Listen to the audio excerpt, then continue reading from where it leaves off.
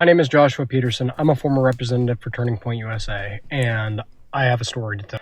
So, I get paired up with these two specific people who I cannot name currently. And once we got down to the bars in Arizona, they started getting us drunk. The former reps were, and very drunk at that.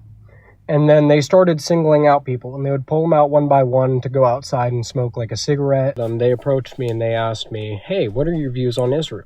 And I just told them, I think Israel's a good country. At the time, I thought so, at least. And they told me, okay, well, what do you think about, Mossad and, Israeli forces? And I was like, they're all right. Yeah. And they were like, what if we told you we're part of it, Israeli groups and forces? And I was like, oh, that's interesting. And I'm like, and you work for Turning Point, right? And they were like, yeah, we do. We've been working for Turning Point for the past 4 or 5 years now. And we did end up bringing it up to our administration at Turning Point that this was going on. And they said they would take care of it. And sure enough, nothing was done about it. They are going into various nonprofits, organizations with the various ones unaware of what they're involved in. And that's why this is so pertinent and why this is such a red flag.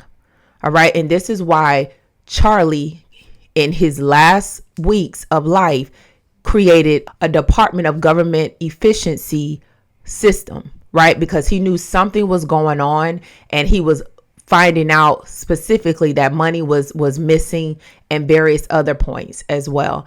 And so it's important that we highlight this and we have a clear understanding of how these folks are operating and how the gentleman has said they've always been there. They've infiltrated from the beginning of this organization.